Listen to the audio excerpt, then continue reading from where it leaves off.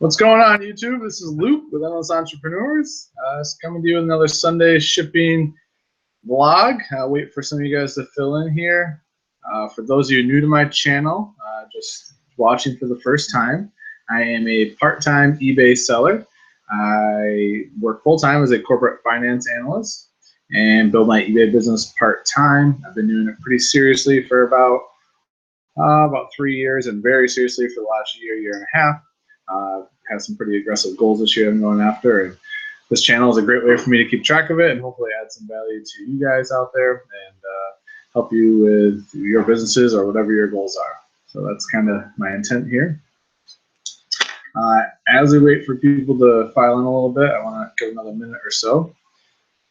Just wanted to talk about, we had a little adventure this last weekend, well, 2 days ago. We left and went to Blowing Rock, North Carolina, Shannon and I, for a little getaway to try and unplug. And unfortunately, the Airbnb we showed up to, it was a really nice house, really nice people rented it out, but the water pump went in the well and they didn't know about it. So we showed up, we had no water whatsoever. It was pretty rough. And they tried to fix it. We hiked all day Saturday, waited out. So long story short, we unfortunately did not stay for the whole time we paid for. We thought we were going to be there through Sunday, and we ended up leaving Saturday night and driving all the way back. So good thing is I was able to get a lot of stuff done. Bad thing is that we didn't get to unplug as long as we wanted. So let's say we got 5 people watching, so I appreciate you guys being here. I just want to make sure, if you can just say something in the chat just to make sure that you guys can hear me okay, and that I'm seeing the chat all right.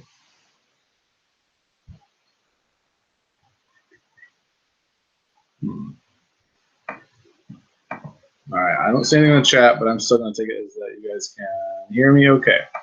I'm going to jump into what sold for this weekend. Kind of the format I like for this, I think it worked well last week, was it just kind of covered what items sold from this weekend, so you guys can get a little show and tell, see what's been moving for me lately. So one of the first things that sold, and actually this is not a common item for me, but occasionally I hit the thrift stores, the Nike outlet here, and these are, I guess these are the Nike Lunar Glides. I haven't packed them up to ship yet. They sold for 63 bucks. I picked them up for 25. They're on like super clearance, the outlet, so that was a pretty good score. I'm not sure how much they're going to ship for yet, but we will see. Actually, I'm just going to make sure, guys, for a second that I'm seeing everything okay.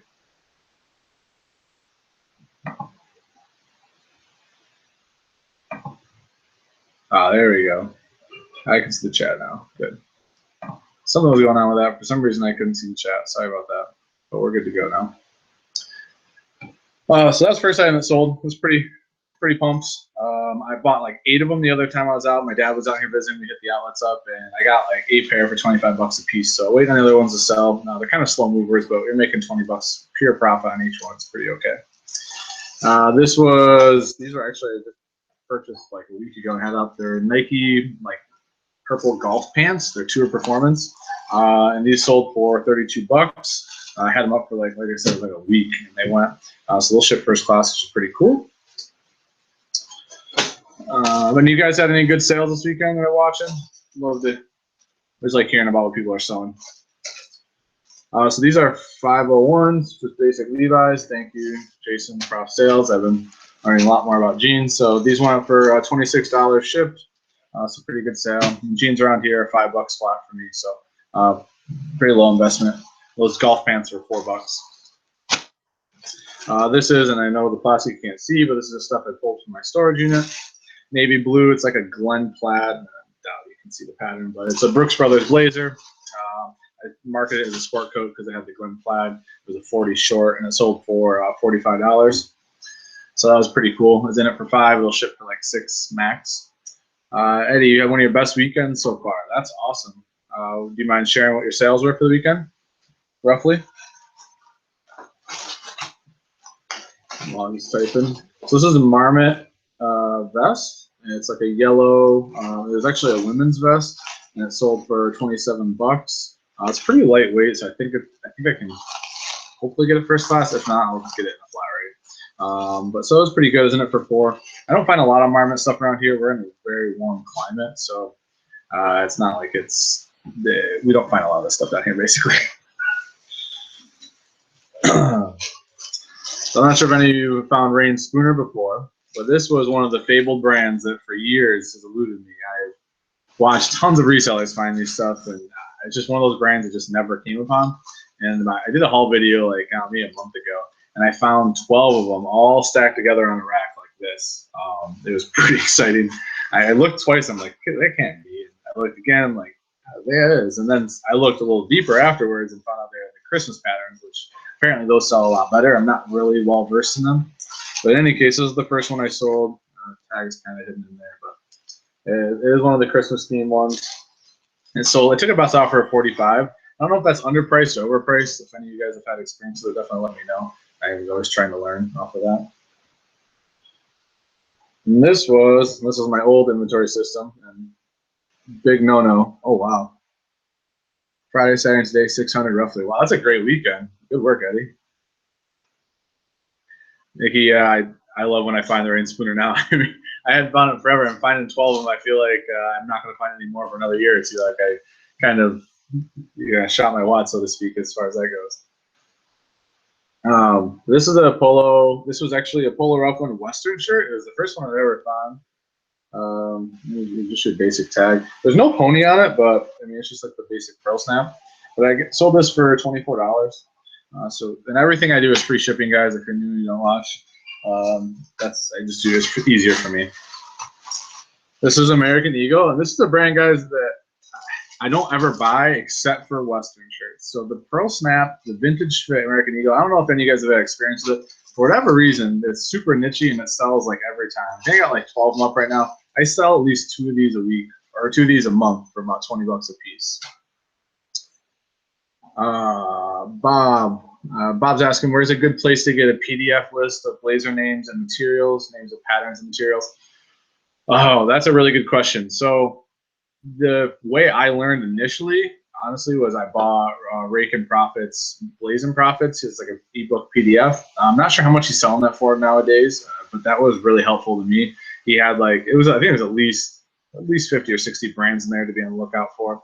And then I had it like broke down what each material was that you should be looking for that sells well. It broke down each pattern, things like that. Yeah, Hickey Freeman definitely always sells well, guys, for blazers as well. Getting errors flip flops. That's weird. I see it in the chat. Broadcast looks okay. Is anyone else having the same issues? But in any case, that's what I kind of recommend, Bob. Or if you want, I mean, I would probably just go to Google and type in sport coat patterns, blazer patterns, and then I would probably. And that's probably where I would start, just to get a good feel for keywords. And then I would just look in sold listings. I would probably go like blazers and sport coats and look in sold listings from like $40 to $80. And you'll get a good sell-through kind of look at that price point, and you can see what type of styles are selling the best. I used to spend a lot of time doing that as well when I'm learning. I'm going to keep moving here, guys. So Peter Millar. I know I actually talk a lot about this brand. Where I am, I find a ton of Peter Millar. I know it's different in each country or each area of the country, but this is just like a V-neck. Here's your tag. It's a soft cotton, or it's 95 cotton, 5% cashmere. Sold this for $26. I had it for quite a while. I normally would ask more than that, but it was one of my old setups, my old backdrops. So I wanted to move it. $26 was still a good flip. Igara. So I don't know if you guys have heard of this brand or not, but this is a 2XL tall. This is, I believe, is a Men's Warehouse brand dress shirt. Very nichey, but it sells. I mean, I got $20 and some change. It was on sale. I'm sorry, guys, about the errors. I am not well versed in the YouTube land as far as it goes for live streams. This is only my second one. I'm sorry you guys are having issues. Hopefully, me backing out and coming back in will help. That's about the only thing I can think to recommend, guys. Ex Officio. This is another brand. I'm not sure if you guys are familiar. This is an outdoor brand. Again, ripping off tape. Definitely use polybags, guys. Don't put the tape on the item. All right, good. I'm glad flip-flops. And hey, guys, we got 20 people watching. I really appreciate you guys being here. It's this is a really fun way for me to kind of cap off my week, share some information, and get some good feedback from you guys. So I appreciate you guys watching. Hit that like button if you're enjoying it. Oh, Thread King got a new tags Ralph Lauren complete suit for $5.99. Holy cow! That's a great find. You'd probably get a couple $100s for that easily. I just found one for $10 about a week or week and a half ago. All right, so this is the Ex Officio brand, and it's just like a vintage shirt. I pretty much only buy the vintage stuff for them, and they're fishing shirts. And this sold for $20, shipped. So not a bad flip. Not sure if you guys are college fans at all, but this is a Nike team, Virginia Tech. You can see the logo. It's covered up by the tape. Virginia Tech dry fit polo sold for $22. So KMB is asking, how do you know which Ralph Laurens are good for suits? So if it's a matching suit and there's no flaws, any of the Ralph Lauren, whether it's the Ralph Lauren or the Blue Label or the Purple, I mean, if you find Purple Label, it's a home run. But any of the Ralph Lauren lines of suits, I pick up. Where I am, I can get them for $10, so it's easy for me to do that. And I'm probably minimum going to get $60 for one of those, as long as they're in good condition. Bigger the size, the better. That's just a rule of thumb I use. I wouldn't say it's a hard, fast one, but that's what I've been successful with. So hopefully that helps, Candy. All right, speaking of Ralph Lauren, so this is just a basic classic fit shirt. And guys, I talked a little bit last week about being a long tail seller, and especially this item, a lot of people don't pick these up. For me, they're $4, so it makes sense too, because I can get this sold for $19.99. It's shipped, free shipping. But this I bought this like 16, 17 months ago. So that's why if I know it's going to sell, I don't mind hanging on to it. So the dollar, it's like $1.60 in listing fees. So I can handle that. But so good flip there. Here is a Hugo Boss. And guys, while I'm going through this, feel free, let me know what your best sale was for the weekend. I like hearing about the different things that you guys are selling, and especially if there's stuff that I might not have heard about. I'm going to pull the tape off this. And again, this is why I switched to using poly bags and not tape for storing my inventory. I'll get one more piece off here, guys. Sorry. All right. So Hugo Boss dress shirt. So you can get that to focus. And this is just a regular fit. It's like a slate blue dress shirt. I took $20 for it. It was the best offer. I normally get a little higher than those, but I just was trying to move it. It was an older one. Hi, Tamika. Thanks for being here. Happy Sunday. Now you can't see any video flip-flops. Sorry, man. I wish there was more I could offer to help there, but I appreciate you stopping in. Hopefully we don't have any issues next time. Here are some. So I've had these forever. I don't really pick these up much unless they have the pony on the back. But these are just Polar Ralph Lauren chinos. They're cotton. They're like a dark pink, which is why I grabbed them initially. But they sold like for $20. Took a best offer to move them. Wow, so everyone's having issues. Huh. I'm wondering, is anyone? Ooh, and I just got the same issue. Interesting. I'm going to. Let me see if I can refresh. Sorry, guys, for the issue.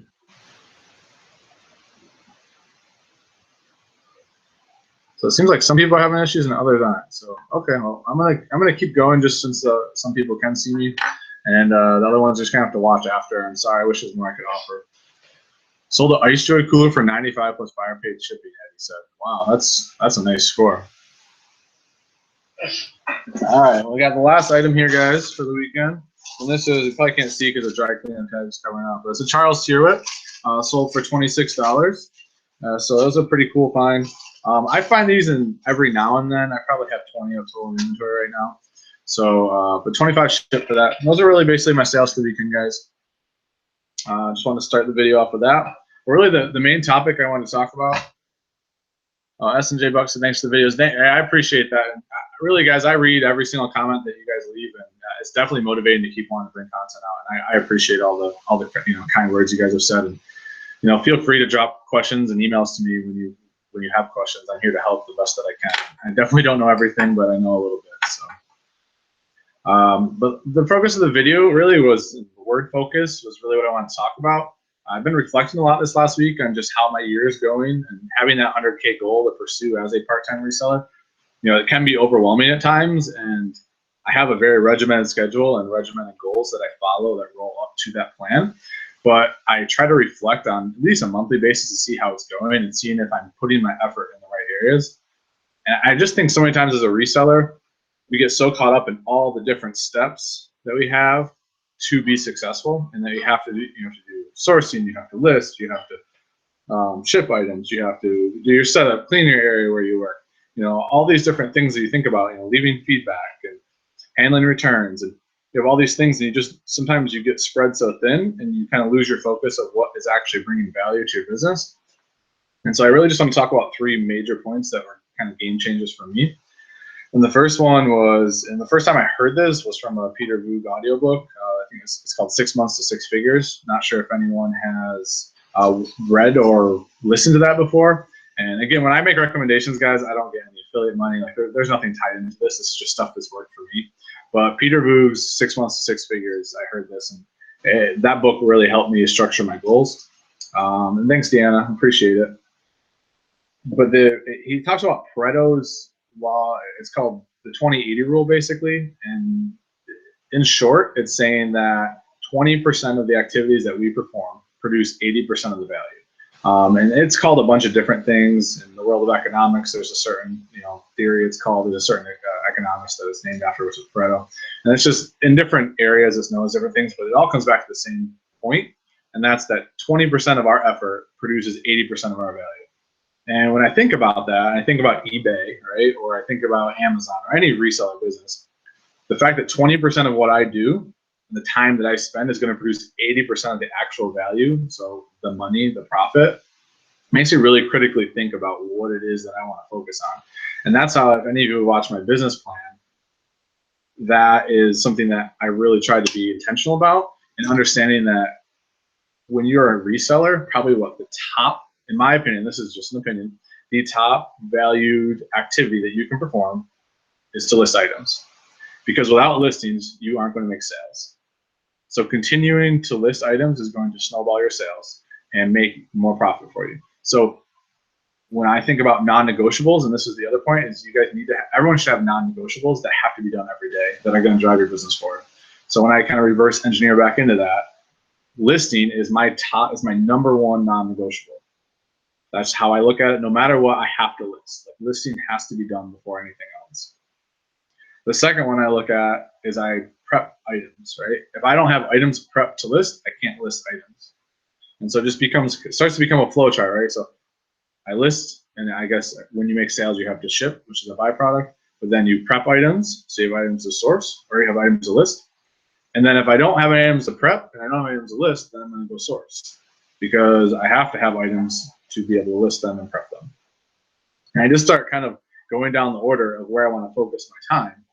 And that's why, if you guys have looked at the way I structure my mornings, the first thing I'm doing is listing and prepping, right? Like, besides journaling and kind of get my mind right. But if as far as my business and moving it forward, those are the things I focus on. Yeah, and Eddie just said list. Yeah, when sales are down, list, and when sales are up, list. That's right. Right, your momentum is going to be kind of a roller coaster with your business. Some days I'm like, man, I can't buy a sale right now. And other days I just get flooded with them. But it's that steady listing that's going to keep moving you forward. So I just want to pause now and just kind of, those are the 3 or 4 really 3 steps that I think add the most value to a reseller. And to me, they're non-negotiables. Like, at least the first 2 every day are non-negotiables. You need to be prepping and listing. Sourcing you can do in batches, which is how I do it since I'm part-time, right? I'll do most of mine on the weekends, occasionally 1 trip during the week. But like, what are your guys' non-negotiables? What do you guys think are the things that you have to do to move your business forward? I'm very curious to see what other people think and what's worked for them. But that's just what's worked for me so far.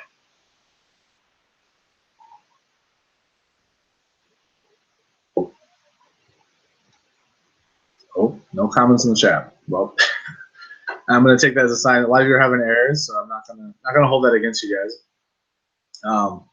But for me, I'm getting that same error again. Well, I really apologize, guys. I don't know what's going on with this stream right now. I'm curious to see if other people are having issues today. I just tried to refresh my screen. You have to ship every day too, Brian said. Yeah, Brian, you're right. You're right. And I kind of like highlighted under listing that shipping, because without shipping, you're not going to actually come full circle with the sale. So you made the sale, but to satisfy the customer, maintain that sale, you have to ship. So I agree. They're tied together. Nikki says mine are exactly the same, so that's good. Research, assuming you're selling every day. That's a good point.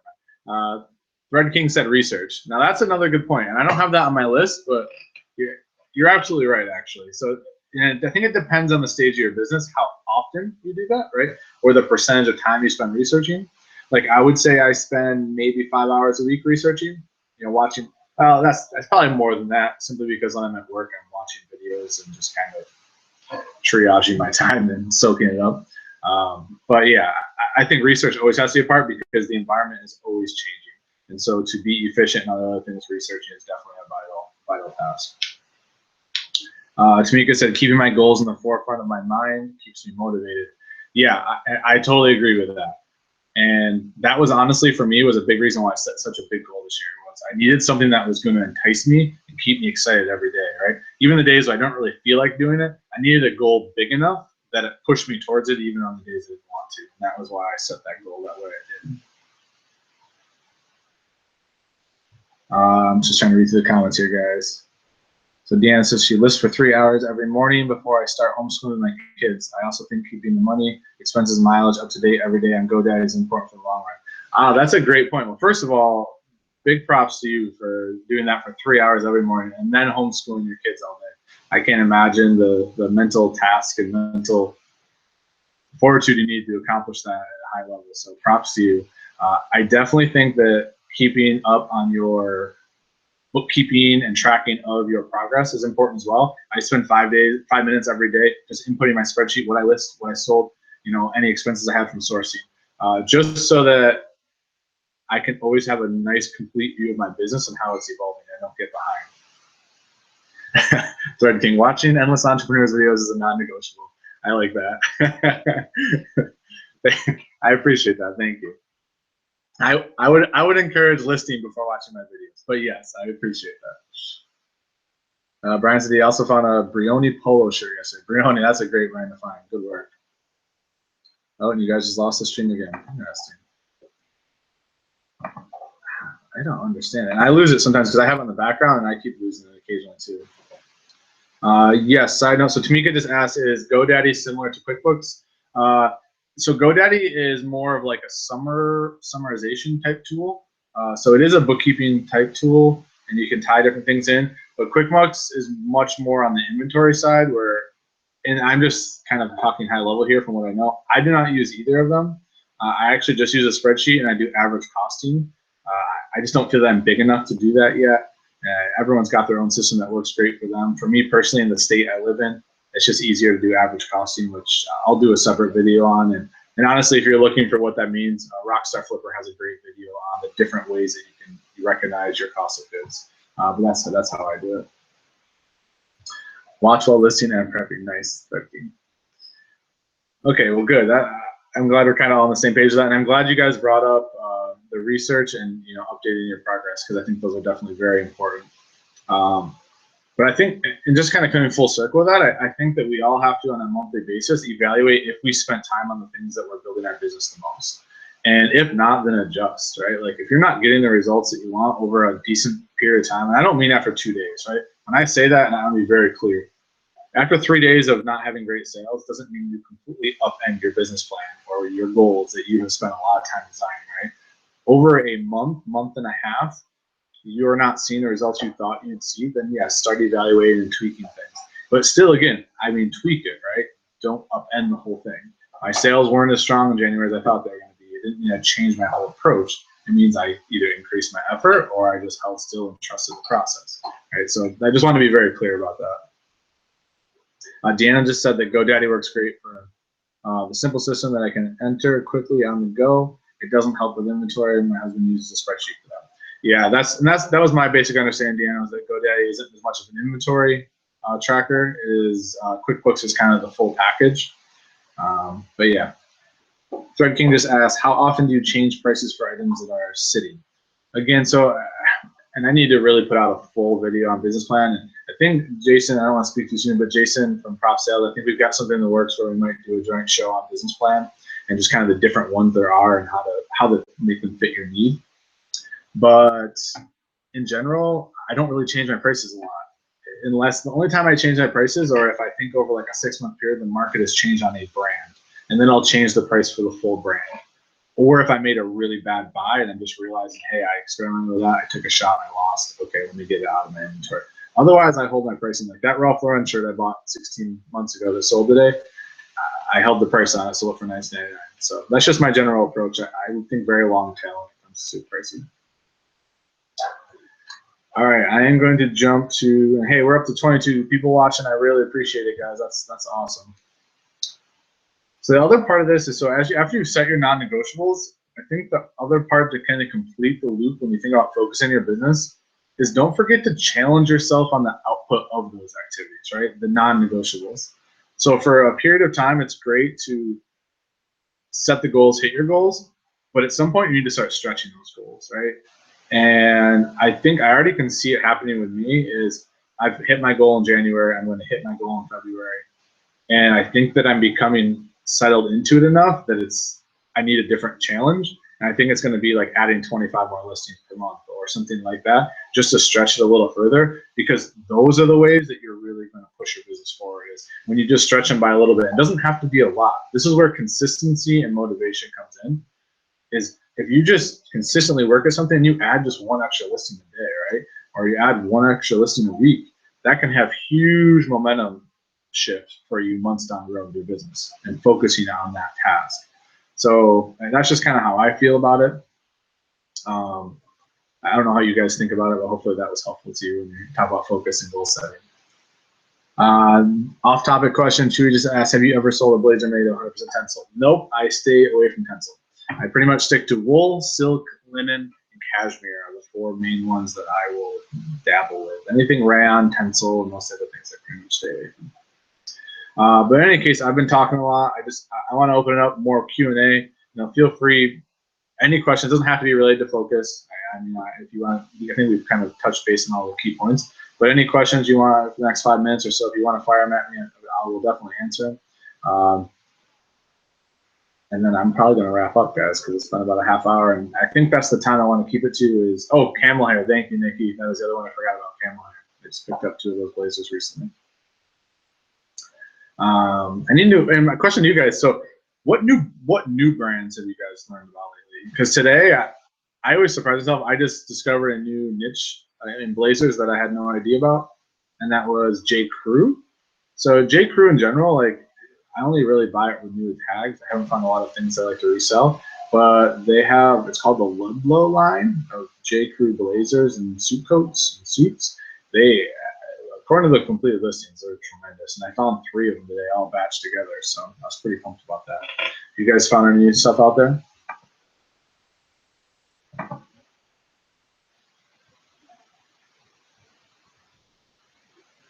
Trying to refresh right now, guys. Brian just said, we have so much time now before the kids come along. I appreciate that. And honestly, my head's pretty much tied into right where you're at. Shannon and I have had a lot of discussions about, looking forward and what we're trying to work towards. And I know now that all the effort I can put in now has huge benefits down the road. So, that's really where my focus is going to stay. It's just getting as much momentum as I possibly can. I'm excited about whenever we do have kids, but right now it's just about getting that capital and getting myself in a good position. What's your average purchase price? Wolf just asked. So my average purchase price or sale price? My purchase price as far as sourcing goes is right around like between $4.50 and $5.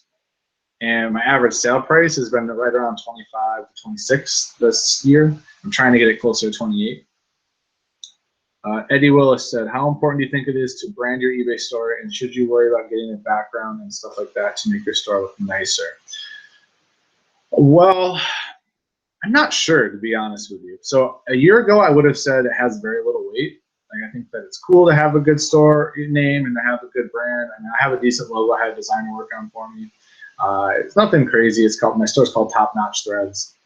And but I would say it's starting to shift. And the only reason I say that is people are starting to triage and use and leverage Instagram and other social media platforms.